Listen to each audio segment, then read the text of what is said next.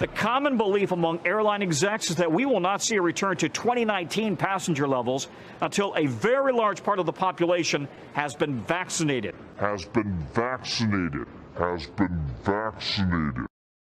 Hello my dear friends, it's been a while since my last video. I'm here today to talk about aviation, a little bit about what's going on right now in the world.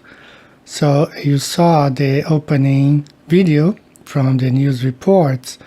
So I'm gonna be using some words here that I don't want to be flagged. So instead of this word here, I'm gonna say this one, and instead of this word here, I'm gonna use this one. So when I speak about these two, you know that I'm talking about these two right here. Okay, so as you just saw in the beginning of the video, in the introduction, the opening, the report is saying that probably nobody will be able to fly without having received a shot. Has been vaccinated.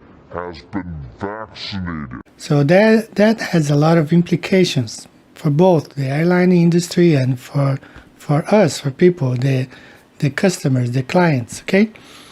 Now, this is just a sign of the times. You know, changes have come to happen in the past few months, and unfortunately we have been talking about this for many years, and a lot of people laughed at us, but we have been talking about the new world order that was going to come and was already here. Actually, it's just like taking its final adjustments to really rule all over our society. So just imagine that you won't be able to fly without having received a shot. Implications for the airlines: less passengers will be flying, meaning not everybody will want to take the shot.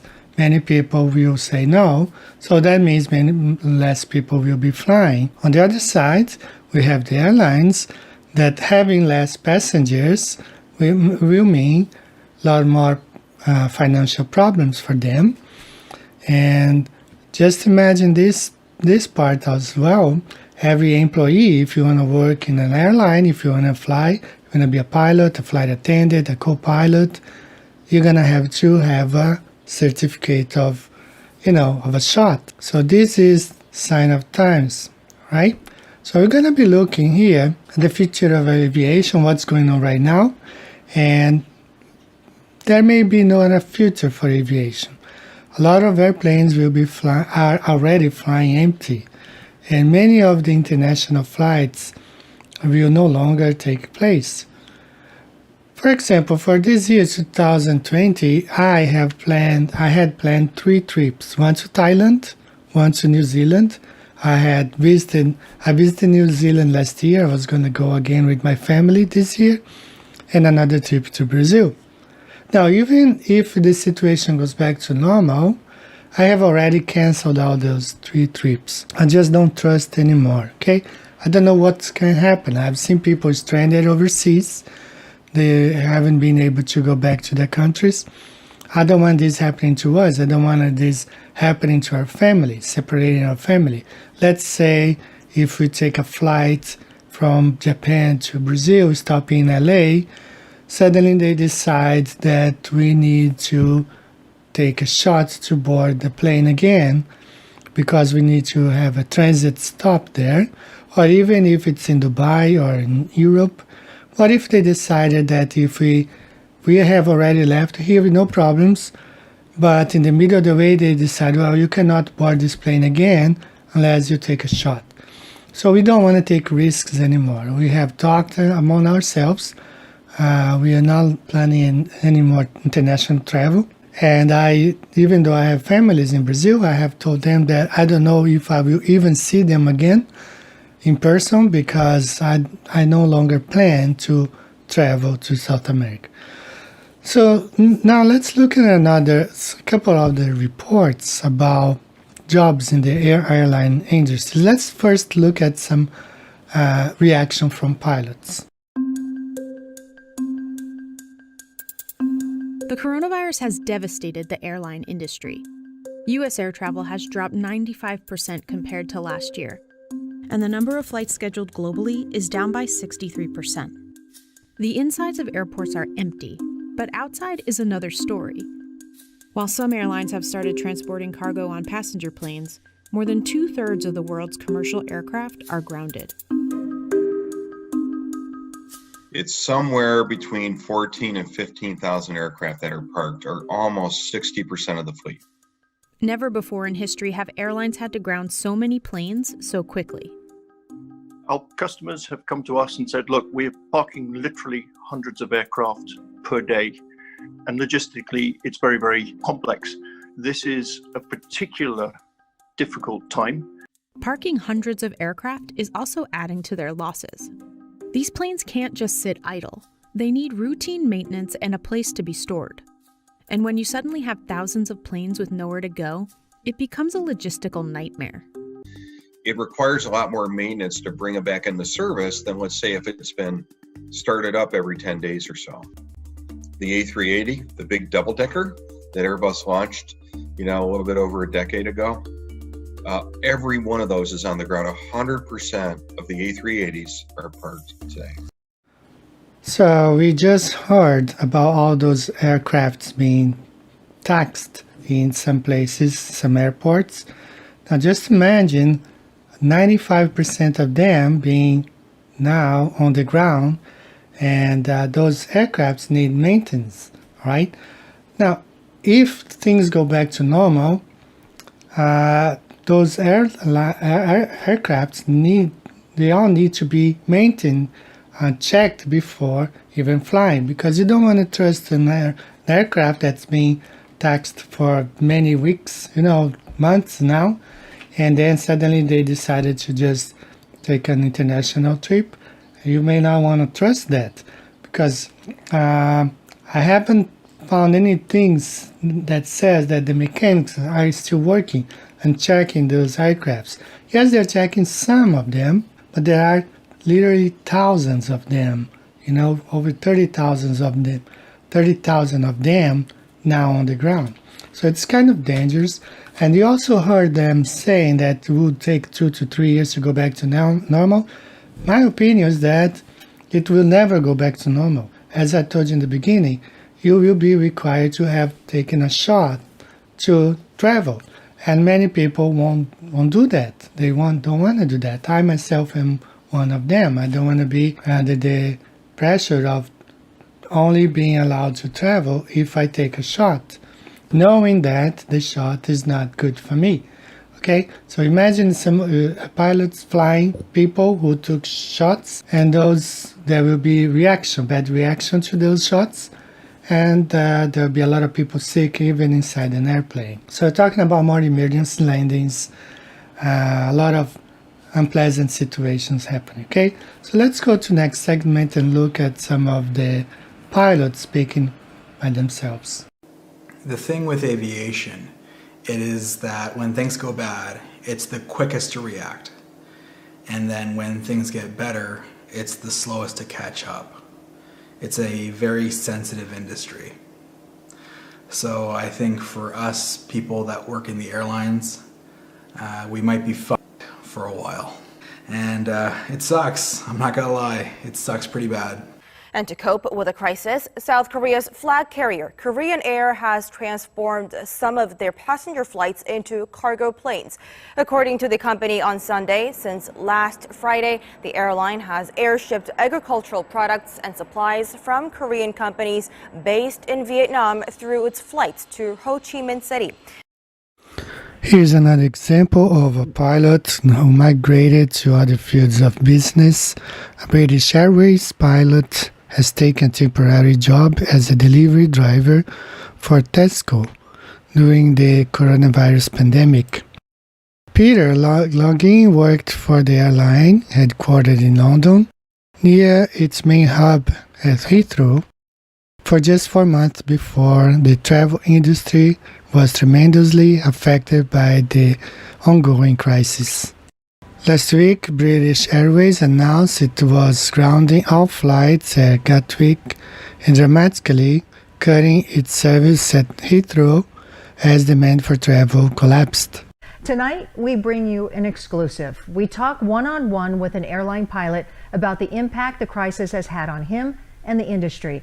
He says a big change is right around the corner. He asked us, though, not to reveal his name or the airline he works for, and we're honoring that request. So April, May, all the airlines, commercial-wise, will be pretty much anywhere from 50 to 70% domestic. They will be shut down. He just finished a flight that operated nearly empty. Only one passenger and two non-working pilots headed to a new assignment sat in seats. So, Adrian, a strange world we live in these days with the coronavirus kind of. So you're a captain for JetBlue flying the Airbus. And what's it like out there in the airspace today? What are your flights been like lately? Well, Tom, it's pretty scary, actually. And it's hard to believe that 6 months ago, all of the airlines were hiring pilots. We couldn't get enough guys to fill the seats, to fill the cockpit. Right. And now I got an email from my company this morning offering early retirement because I've got less than a year to go till mandatory retirement at 65. So it's just beyond comprehension or beyond belief of how quickly things have changed. The rest of the airlines are doing, but I suspect major reductions in flying. And American is offering an early out as JetBlue is. So it's a completely different environment than it was just even a week ago. And it continues to get more grim every day. There are airlines that have already gone into bankruptcy and on the verge of it just because of this. The scientists are telling us is to stay away from each other and crowds. They're offering, for example, for international pilots to take a month off with reduced. The Southern Indiana mother of three is a pilot flying for a major commercial passenger airline. And she only gets paid from the time the door closes until the time it opens at the destination. We get paid per flight hour. Cole Clazier last flew over the weekend. If you had a 100-passenger aircraft, so just think of a fifth of that. That'd probably be like 20 people. And while the company emails are not alarming so far, there's no talks of furloughs, so they definitely try to dispel any type of rumor about that. This pilot feels like her job is very much up in the air, even if the government arrives with help. At this point, everybody in the industry is expecting the worst, preparing, and just hoping for the best. We're keeping this airline employee anonymous since the COVID-19 outbreak has grounded some flights, closing borders. Business is slow, and it's leaving many worried about their health and safety, and now job losses. And our secondary concern would be being laid off. Again, we love our job. We know every single day when we come on board our aircraft that anything could happen, and we are prepared for everything except this. Hey, isn't that Calvin? I haven't seen him for a while. Wonder where he's heading. I heard he got a job. Is that right? Well, it's about time he got himself together. Now that you mention it, there is something different about him. Just goes to show you can't judge a book by its cover. Looks like responsibility's been good for him. Well, I'm just glad somebody believed in him enough to give him a chance. Wonder where he's working. Welcome to McDonald's. May I help you? All right, guys. Really sad stories we heard there. You heard that some airlines, like the Korean Airlines, they adapted some of the airplanes to transport cargo. But remember, dozens of thousands of airplanes on the ground, not all of them, in fact, perhaps only 5% of them can really be adapted into transport cargo, because there aren't that much cargo to be transported, because they already have the cargo planes. They have, ship that also transport cargoes. We have trucks and everything. So not all airplanes can be adapted into transporting cargoes. They're doing what they can while they can, because with the current situation, for example, I'm not buying anything. I am expecting a mug from my friend Jimmy from the US, and it's been almost 2 months. It used to be, used to get here in 1 week. Okay, so you're not importing anymore because we don't know when those items can arrive. we don't know the regulation. It can change from a day to another. So if you buy a large amount of something, you might not get here. You lose your money, you lose investment. So even the amount of cargo will go down in the next few weeks or years. Another thing that you can note, like pilots have a high maintenance lifestyle. You know, they have expensive cars. Like one of them that I was watching, he's got like 2 Mustangs and beautiful house and everything, and he was worried how to pay his bills. You know, like you subscribe to Netflix, you have internet, you have other bills, and then all of a sudden, no income. I was watching a family in Australia yesterday. They only had $10. $10 in their pocket. That's all the money they had left. And beautiful, huge house and everything in it. Now they don't have how to maintain that stuff. And a lot of pilots have the same lifestyle, you know. They live in expensive neighborhoods and they got everything. Now they don't have money. So that's why I run the commercial McDonald's commercial at the end, just to make fun. Because as you saw, the pilots taking a job as a truck driver, and it's going to get to the point that if you have to feed your family, you're going to have to do anything, okay? I myself had a good friend back in the US. He had his own business, but when things got bad, he took a job as a painter. He was painting houses, you know, doing stuff like that. So it's time now for you do what you have to do to help your family. And also another thing that I took a note, I noted down here, all other jobs related to aviation, like flight attendant. You know, a lot of them are gonna be laid off right now, as we're gonna see in this next segment. Air Canada announcing late last night it is laying off more than 5,000 flight attendants. Air Canada said in a letter to employees that the airline had no choice but to cut staff. It calls the move difficult but necessary. With planes grounded or flying well under capacity, there have been mass layoffs for airline staff as well as third-party contractors. And over 5,000, Air Canada is laying off over 5,000 flight attendants. That's only Air Canada. Imagine how the other airlines combine. So we're talking about millions and millions of people unemployed in the aviation alone. Okay, not talking about other areas. I'm talking about flight attendant, baggage handlers, the people who supply food for the airlines. I was watching this company that supplies food for Korean Airlines, and they are all unemployed right now. You know, one guy has been working for them for like 25 years. Now he is like, has nothing to do. So let's go on. I sometimes watch a guy talking about aviation, and he was talking about giving his perspective on that, on the situation right now. So what I did, I went over the comments, and I will be talking about some of the comments. Okay guys, I'm gonna be reading some comments here I got from this channel, YouTube channel. This guy, his YouTube channel is called the Mentor Pilot, Airline Bloodbath, What Will Happen Next. So I watched the whole 21 minutes. He's kind of talks a little bit about the crisis.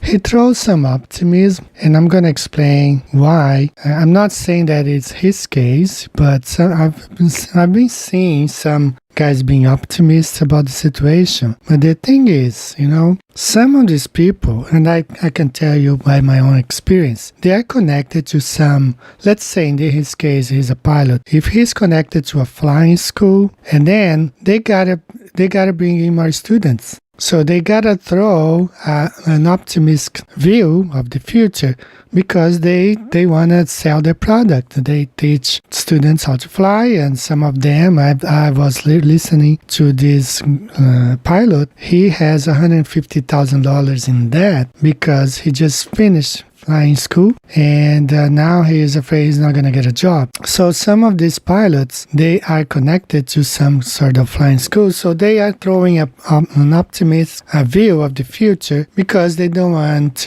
their students to see that they have no future, okay?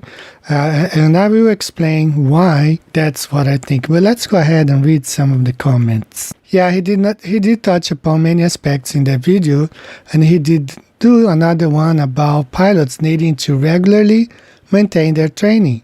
But the main question behind it all, at least for me, as the end consumer, is whether he believes flying will be more dangerous in the initial months once everything starts rolling again.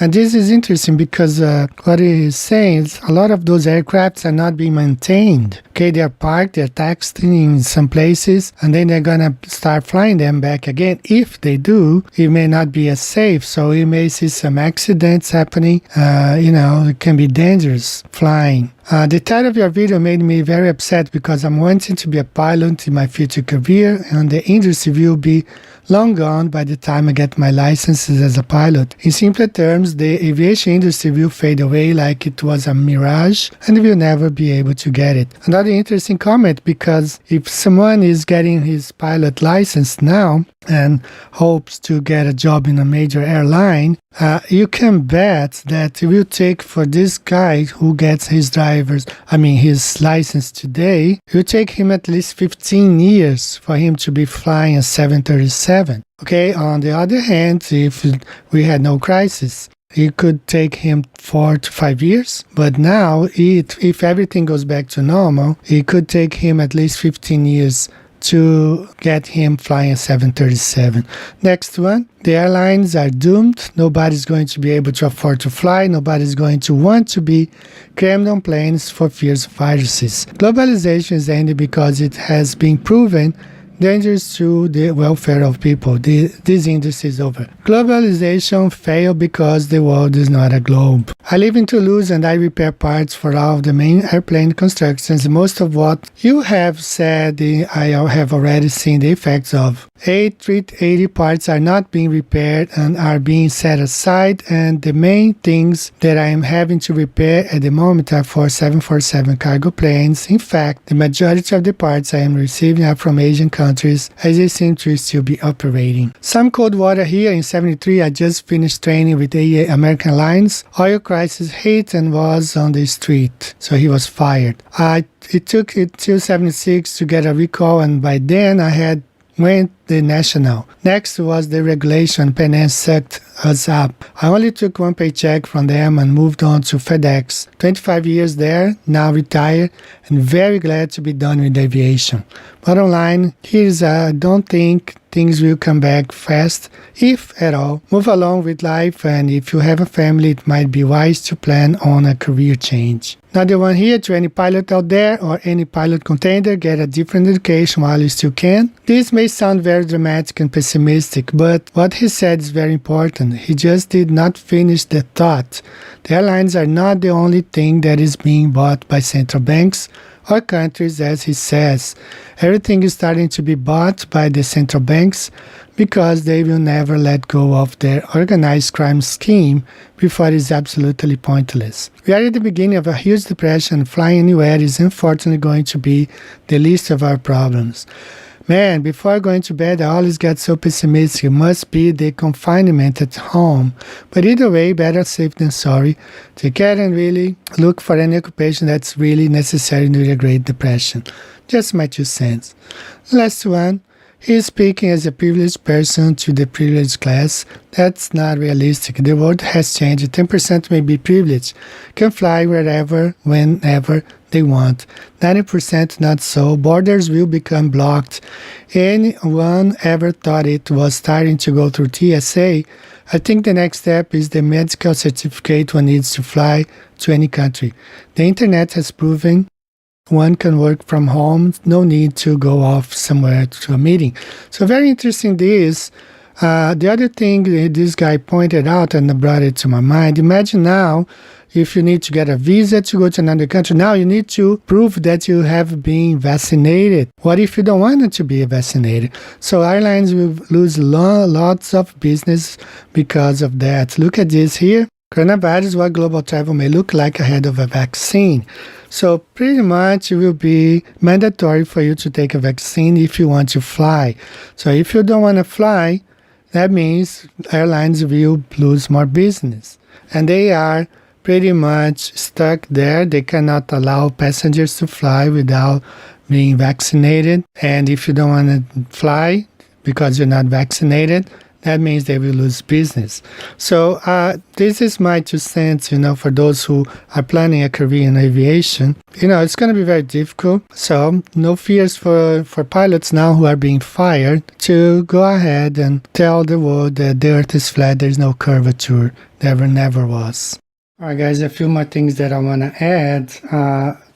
So what I was saying during this guy's talking about the comments during this guy's video is that, like, I have a business, okay? I have a small English school here in Japan.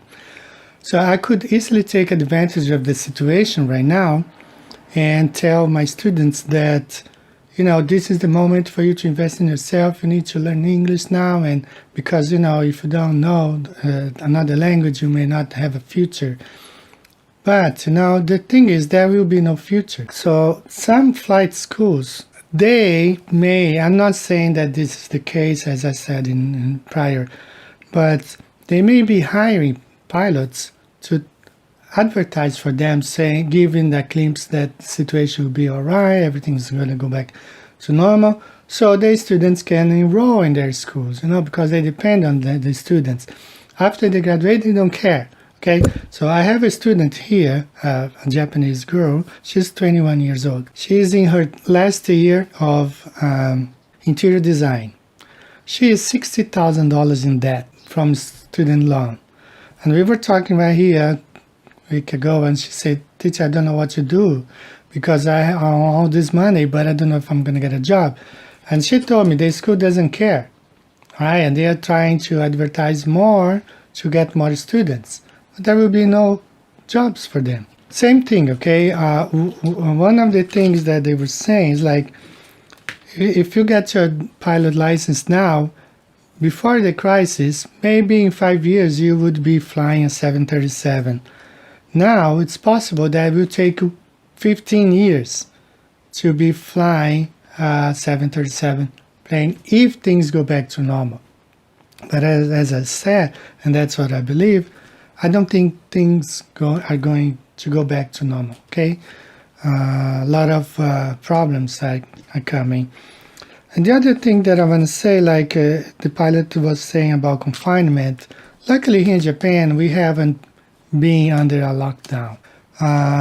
Yes, Tokyo, it was bad in Tokyo, like as far as stores being closed, but that was the only place because the governor of Tokyo, she might be, I don't know, in the club because she was really pushing, okay?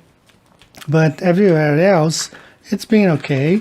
The malls are open, most of the stores are open. No schools though, but most of the places are open. And except some franchise like American companies like Starbucks, they closed down completely.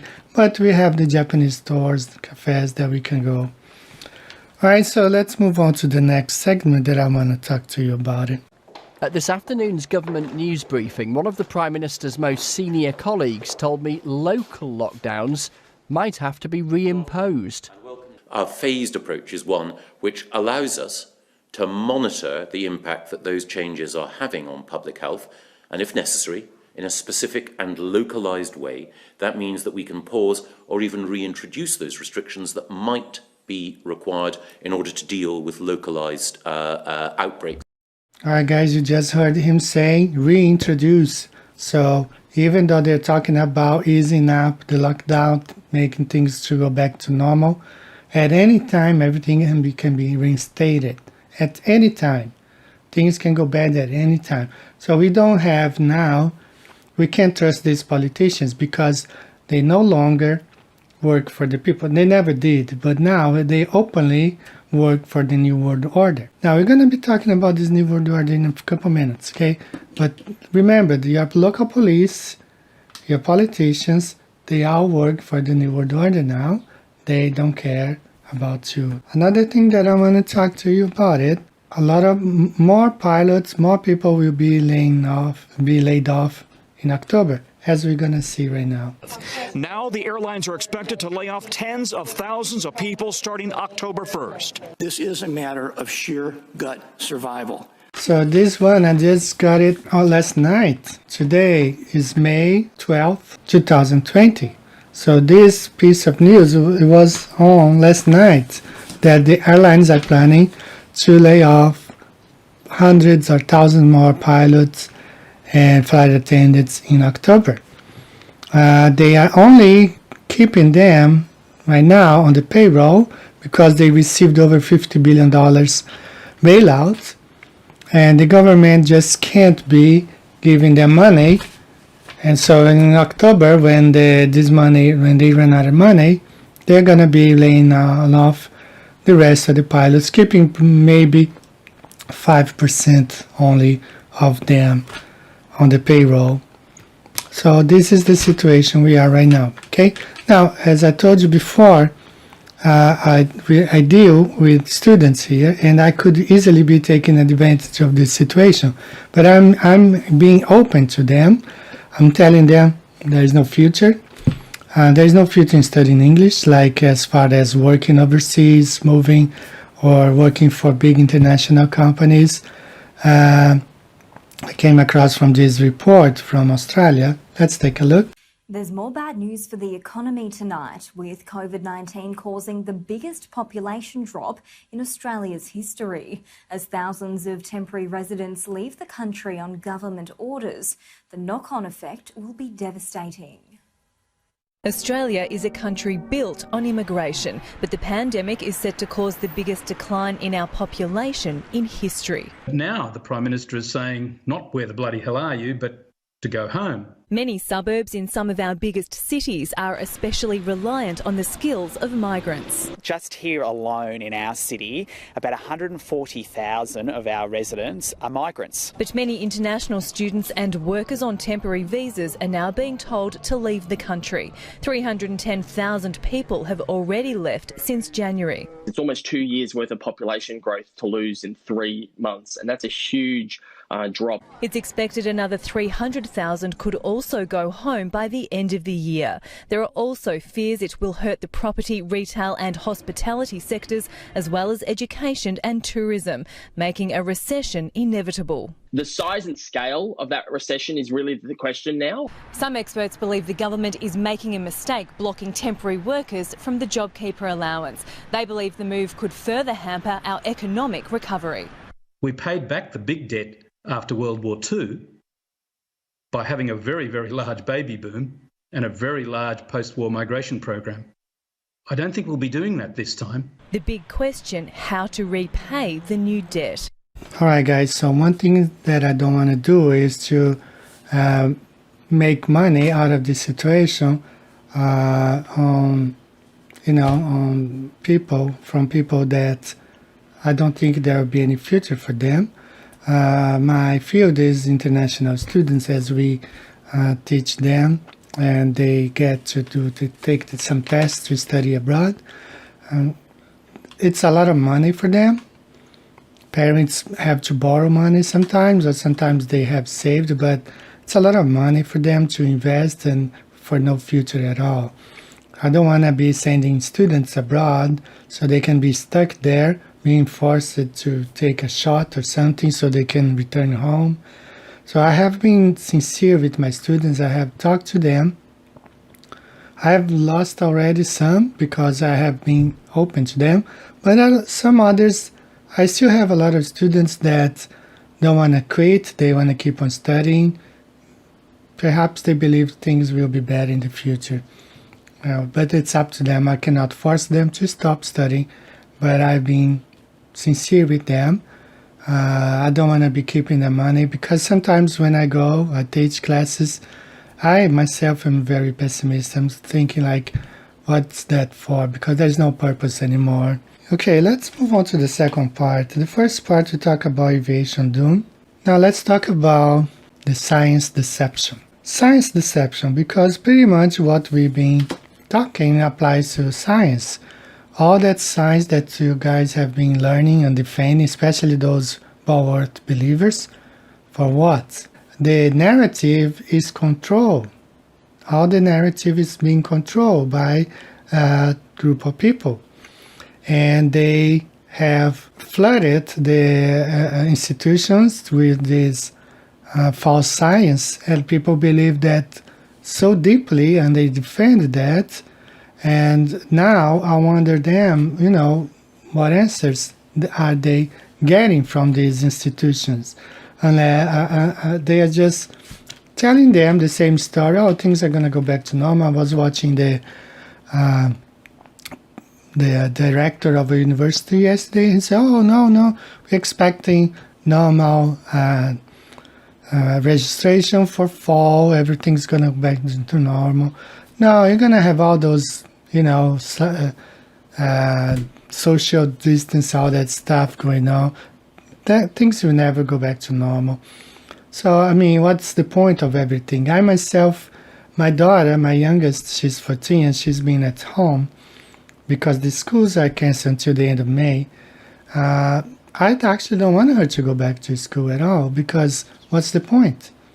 There's no point. But it's okay. She's going to go meet her friends and talk outside the school, get together. I mean, it's stupid, what's going on. But anyway, it's the biggest deception. Because science, this false so-called science, is the biggest deception. It led to nothing. Okay, everything taught in school led to nothing. Now you see the new reality taking place now, and everything taught you it's going to be thrown out. Now, school has no importance right now. I do have a friend, she's a college professor in the U.S., one of the 10 best colleges. She teaches there. And she was very upset. She sent me an email. She was upset because her line of work is considered to be non-essential. Schools in Washington state are in the middle of a 6-week closure, but school officials have started preparing to stay closed even longer. We know a lot of you have questions about how students are going to make their requirements. We'll come with Tammy Mutas is live in the newsroom. She just got an answer to that question so many parents want to know, Tammy. Yeah, Mary, for a lot of parents and school officials, the reality is setting in that kids might not be going back to school anytime soon. Well, the state superintendent just told us they've already started planning for that. And of course, we have to prepare ourselves for a scenario where it's closed for the rest of the year. That's not the determination we understand at this point by the governor. He'll make that call, but we're preparing for that by asking districts to ramp up their ability to engage families and to create learning opportunities. Of course it's not essential, because a lot of that stuff is false anyway. A lot of those science and history is all fake. So it's considered non-essential, because at any time all that stuff is going to be erased and they're going to teach something different, at any time. And there's nothing that she can do about it. The orders come from the top. And a lot of changes are going to be made right now. Just like they had the kids at school, everybody at school, while they were installing those towers at schools right now. So they control the narrative, and people who defend the science are blind. Okay, everything that, the heliocentric model, history, even, all that stuff, the science, biology, it's all garbage. It's all garbage, guys. I'm sorry to say that, but it's all garbage. So let's talk about the New World Order. A lot of people have been talking about, advising, and warning us about it, for over 30 years. Now, I risk sounding like a conspiracy theorist, but it's no longer a theory. What I'm about to say is fact. The secret organizations of the world power elite are no longer secret. They have planned and are now leading us into a one-world communist government. Our rights will not be inalienable, but they will be granted by government who can also take them away. You will not be able to move about freely. This is terrorism of the most worst kind, brought on you by our own government. The strongest, freest nation in the history of mankind will be averaged into world communism. And there's no one else in this, but we have measured it. And that's what the New World Order is. So we're leading by example on social distancing with this. More than 1 in 5 Americans is about to be living under a new world order as New York joins California and a growing list of US states preparing to effectively shut down. And those people who have been yelling, oh, the UN's going to take over global Conspiracy theorists. They've been crazy, but now they're right. Oh my God! It was an act so brazen it reverberated, and life as we'd known it Let's just get back. was never the same.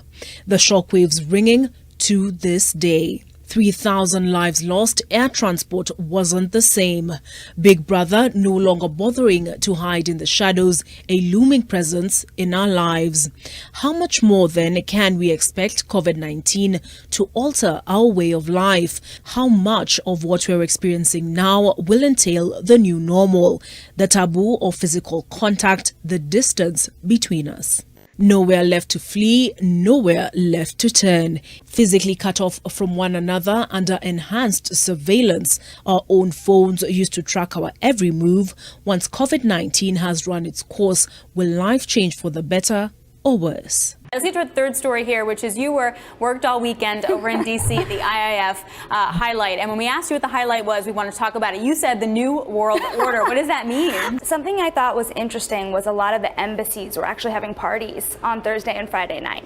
And a lot of the bankers were actually at the parties at the different embassies. Mm-hmm. And so you do see people trying to get a handle globally about how all of these tensions are going to impact deal flow, economic activity, and so they're placing their bets where they can see the most payoff from. Did you go to an embassy party? I was not allowed at the embassy parties. Okay. We have before us the opportunity to forge for ourselves and for future generations a new world order, a world where the rule of law, not the law of the jungle, governs the conduct of nations. When we are successful, and we will be, we have a real chance at this new world order, an order in which a credible United Nations can use its peacekeeping role to fulfill the promise and vision of the UN's founders. It'll take time to restore chaos and order, but we're order out of chaos, but we will. Well, the new world order is here. That's a reality. You see on the news, everyone's talking about right now. And trying to deny stupidity. You gotta face it. This is what we have been talking about. If you go back to some of my videos from 2-3 years ago, we talked about this, and it's here now and has changed. So I really feel pity of these guys right here who have defended the heliocentric model for many years. They're probably being paid for that and making money. All they worry about or think about is getting paid money for doing what they are doing. No benefit for you. I mean, some of us, like, we are not making, I don't make any money. On the other side, I spend my own money. Everything I do with my own money. I never took any money from you guys. I'm not even advertising my book anymore. I don't want to sell anything. I just want you to open your eyes, read the Bible, open the Bible, read the Bible, because everything that's in the Bible is taking place right now. So the New World Order is here. The first victim, I was watching the YouTube, they were talking about taking down videos that goes against the World Health Organization. But remember, guys, before they were censoring what you want to say about it, they were censoring Flat Earth, as we will see right now. YouTube CEO will delete anything that contradicts World Health Organization on COVID-19. In fact, this is her saying it herself. Anything that is medically unsubstantiated, so people saying like, take vitamin C, take turmeric, like those are all will cure you. Those are the examples of things that would be a violation of our policy. Anything that would go against World Health Organization recommendations would be a violation of our policy. World Health Organization? Aren't YouTube, Google, American companies?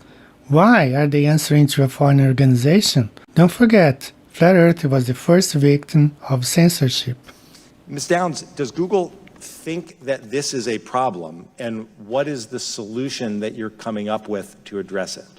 So the first way is by demoting low-quality content and promoting more authoritative content, and the second is by providing more transparency for users. So we're introducing boxes that provide factual information at the top of results that have shown themselves to turn up a lot of information that is counterfactual, such as searching for the Earth is flat on YouTube, where you see a lot of Your response is to put a box saying, nope, the Earth is not flat. correct. I guess the reality is that now businesses and the police and governments, they all obey the United Nations, the World Health Organization, and this is the New World Order. They no longer represent you or defend you. Now they work for the New World Order. And as you see here in this video, it's really sad, like how the police in Turkey was grabbing citizens on the street and throwing the trucks, just like a dog catcher goes out and grabs a stray dog and throws into the dog van. So they're doing the same thing with people, and they did the same thing in Turkey. They are doing like this everywhere, taking babies from others. So it's terrible, the situation right now. And it's very little that we can do, actually almost nothing, because although we are big in numbers, our representatives don't work for us, they work for this New World Order. I want to conclude this video with this audio from Veritas radio about Flat Earth. There are so many steps of deception. So I want you to pay close attention to this, very deep. You see how deep is this deception. Not only what's going on right now, the pandemic, which is a planned demic. It was planned. Like we saw, as this guy pointed out, the CARE bill that provided trillions of dollars to relief was introduced in 2019, even before this so-called pandemic was made public. But as in fact everything has been planned, even the bill was introduced in 2019, as you will see right now. Okay, I want you to know right up front, YouTube, nothing in this video is my opinion and there is no conjecture. Everything that you see in this video is going to come from government and World Health Organization sources. Let me ask you this question before I start. When was the CARES, or Coronavirus Aid, Relief, and Economic Security Act written? You would think that it was written after the so-called pandemic. Well, let me show you something real quick. This is from the Associated Press. This video right here is from March 27th, 2020, where it says Trump signs $2.2 trillion stimulus package. And we're going to see that this stimulus package is H.R. 748, the CARES Act, the Coronavirus Aid, Relief, and Economic Security Act. Watch this. Well, thank you all very much. It's a very important day. I'll sign the single biggest economic relief package in American history, and I must... So it's the single biggest economic relief package in American history. And you would think that would be as a response to, it's written as a response to after the certain pandemic has taken place. Say, or any other package, by the way. It's twice as large as any relief ever signed. It's $2.2 billion, but it actually goes up to $6.2 potentially trillion dollars. Okay, so you see he made the mistake of billion to trillion there. Now this is whitehouse.gov. This is the actual transcription of everything that we're going to hear Trump say. I'm not going to play this entire thing, but I'm going to show you this mistake. But it actually goes up to 6.2 potentially trillion dollars. So that's everything that he says, and I want to show you this right here real quick. But I want to thank Republicans and Democrats. This is what Trump says in this video right here, dated March 27th, which corresponds with this at whitehouse.gov, remarks by President Trump at the signing of H.R. 748. Remember that. That's going to be very important here in a second. Signed when? March 27th. That corresponds with this date of this upload by the Associated Press, March 27th.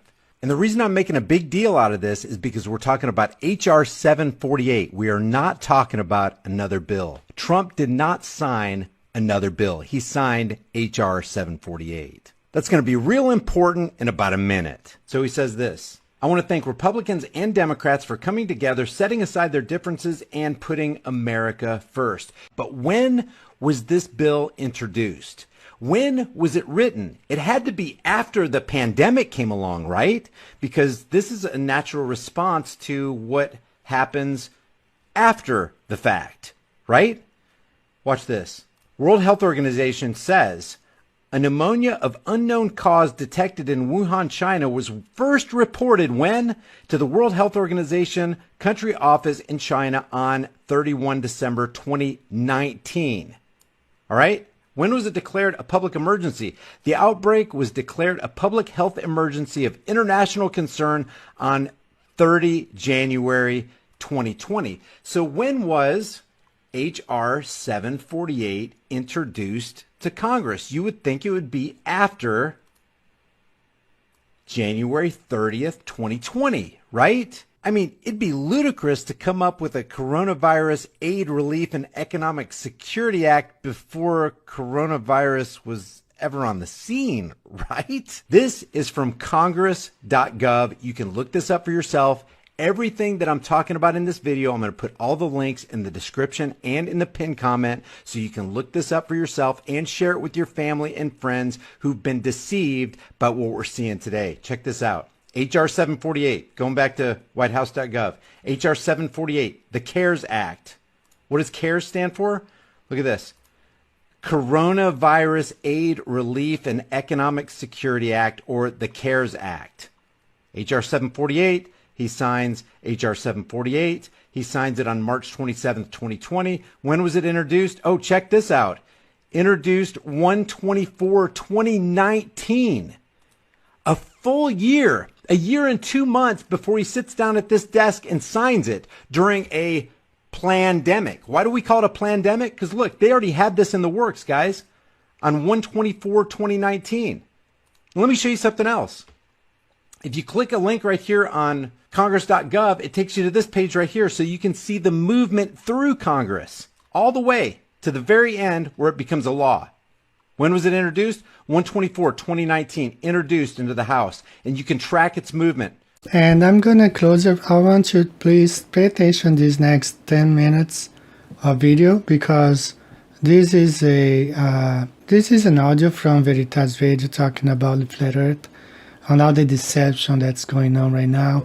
Unfortunately, the video was just made just before this so-called pandemic. Otherwise, I'm pretty sure he was going to include in this stairway of deception, the staircase of disbelief. Okay, I'm pretty sure he would include this one in it if he had made this video just before what's going on. So guys, God bless you. I hope to be back. I have another video. I have to be very sincere with you. I have been really discouraged because I got a strike from YouTube over a video I made 3 years ago about NASA, and they gave me a strike for that. So you can talk about that stuff. And they have deleted 3 of my videos that I uploaded talking about the pandemic. So, it takes sometimes a lot of time to make a video and edit, and there was one video I uploaded in less than 10 minutes, it was taken down. So, but I'm still working on another video. It could be my last, I don't know. But I hope to see you next time, hopefully next week. God bless you guys. And please watch this segment right now. Thank you. The staircase of disbelief. So we're going to tie here nihilism to flat earth, right? If you consider the ability for people, this is what you're talking about, the ability for people to grapple with very controversial parapolitical ideas or with hugely alternative perspectives on, let's say, historical events, globalist politics, metaphysical ideas, just this sense that the great holographic illusions of reality must be encountered if you want to know what's going on. And there's different levels of that. And for me, a useful thing to do is place things within a sort of classification system of elevating incongruity, right? Elevating astonishment, higher and higher levels of mind-bending improbabilities, right? So in my work with individuals, which is like 90% of what I do, We call this funny idea the staircase of disbelief, right? And let me just explain what that is, because it's dead simple. Imagine a staircase that stretches up into the sky, into the clouds, right? And low down on that staircase are certain subject matters where you can take a step on it, a little step. Let's take an easy one. JFK was not assassinated by Lee Harvey Oswald, right? So let's say that's step one. So that's a conspiracy that is kind of obvious. And anyone who's just looked at that for 2 seconds thinks, well, he can't have done. It didn't happen like that. There's something else that went on, right? Okay, well done. You've just taken your first step on the staircase, right? So you've got your foot on the first stair. You're on it, right? Let's take another one. Easy one. WMDs. Iraq did not have weapons of mass destruction capable of reaching England or America in 2003, which was used as the justification for an invasion of a sovereign nation. Weapons of mass deception is what was used. That's right, weapons of mass deception. Weapons of mass destruction were not real, and Tony Blair and George Bush lied. And people who exposed that deceitfulness were assassinated, like Robin Cook, the British MP. He exposed that lie and they killed him. Let's say that's step 2, right? You see where I'm going with this, yeah? Sure. And you're on the steps, and there's other ones. We could go through a bunch, but let's say you get the idea. Low down on the staircase, there's some slightly unbelievable ideas, but nevertheless they are true. And once you've taken a few steps up there, you then start to get the idea that the world is not the way you thought it was. And then you get, let's say, midway on the staircase, 9/11. 9/11 was not due to 19 Arab hijackers. First and foremost, because many of them have turned up alive. Fact. Go and check that out. So right from the start, it wasn't. And then we meet, and you and I have spoken to this woman, Judy Wood, and people like that who have got a clear thinking head on the shoulders, who are not swayed by nonsense, not pushed by trends and popular themes, not threatened, who tells us that there's a serious problem on that day. That's a big one. That's kind of midway up the staircase, that 9/11, and it's, as you know, Mel, it's a big one. That it's a world changer for people. So that's a classic, what I would call in the old days, Stargate event. Once you've moved through that Stargate of that, 1 or 2 years personal study, things are never the same again, right? So let's say that's midway on the staircase, and on the next stair, mass shootings are often faked. So easy to see and prove that, so easy. But you see now, if you haven't ascended the previous stairs, you can't believe that.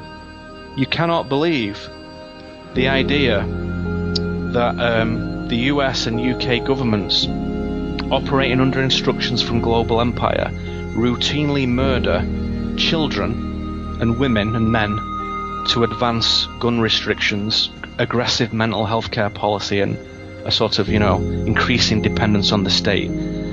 That's unbelievable if you're not already gone up the staircase. Are you with me? Oh, certainly. Right?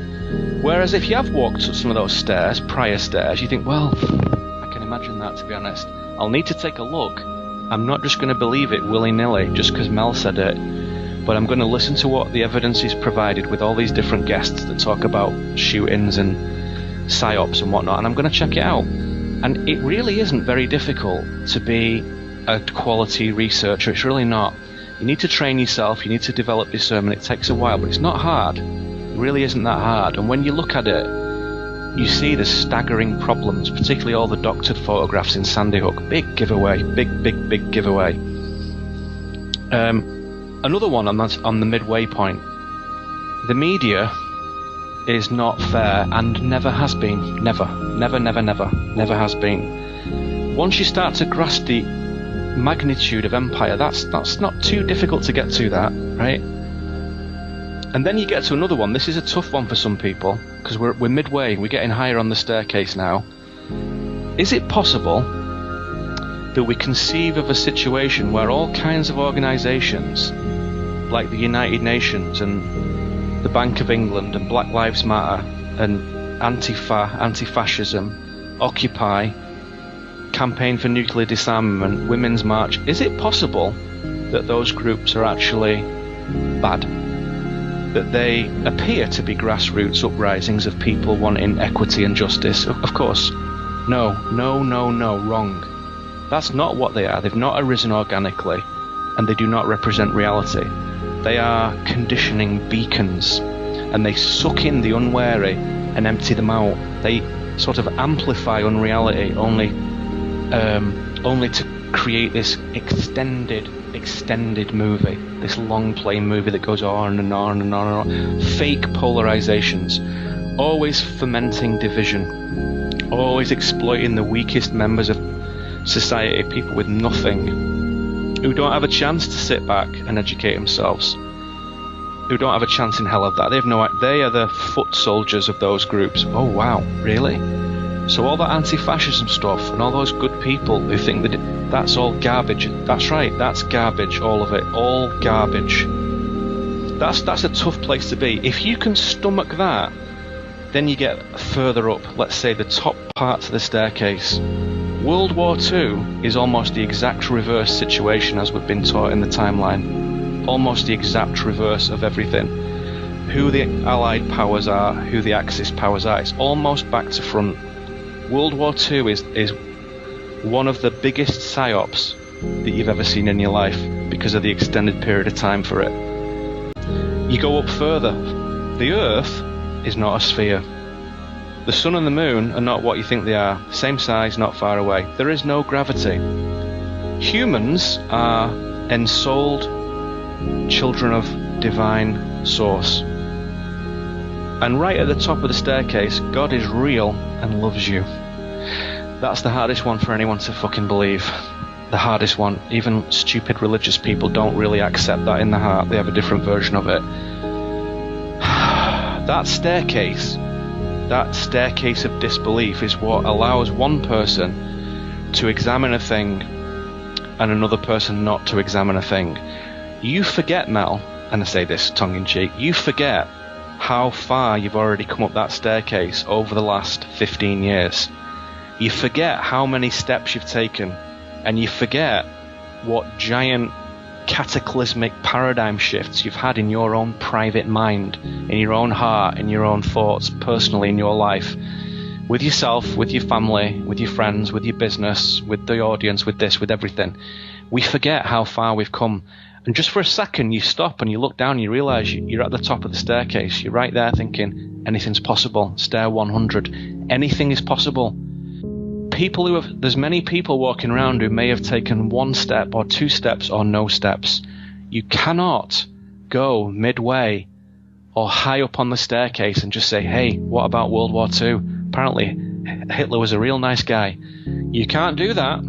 You can't do that because it doesn't work. And what parapolitical researchers forget is the entire existence of these building blocks of ontological considerations, of considerations of what is real, epistemological considerations. How do we know what is real?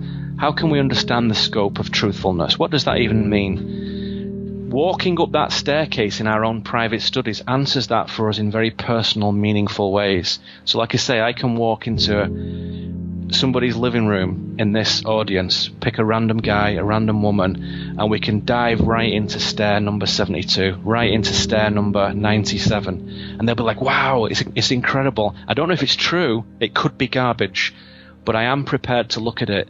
And I don't have any investment. I don't have any problem looking at these issues. And I'm not in the least racist or anti-Semite, of course. That would be stupid, megally stupid, hugely stupid. It doesn't even go on the radar. However, in mainstream society, there is no staircase of disbelief. It doesn't exist. All of that stuff is untrue, every single last minute of it. And there is a lot of people walking around who don't even want to take the first step. They don't want to know. And here's why. If you take step number 1, Lee Harvey Oswald did not kill JFK, you have to go to step 100. You have to go all the way up to step 100 in due course. And deep inside, everyone knows that, and they don't want to take that journey because it's hard. It's hard, it's ugly, blood will be spilt, people will be lost, people will disappear, people will laugh at you, people will take business away from you, people will mock you, people may even lock you up. So most people, they hover the foot over that first stair, you know, when you're just about to stand on the stair, and they think, you know what, if I take this first step in due course, in the fullness of time, I might have to go all the way to the top. Flat Earth, God. I don't know whether I can do that. I don't even know whether I want to go there. And again, I emphasize this point, every single stair is a question mark. It's not whether this is the case or not. That's a very personal decision. We don't need to objectively agree on anything here. It's a personal journey, a personal staircase. All they are question marks. Flat Earth, there's a lot of big important questions there. Really, really important questions. Anyone who writes that off needs the brain examining. They need to go back and get the crayons out and start again.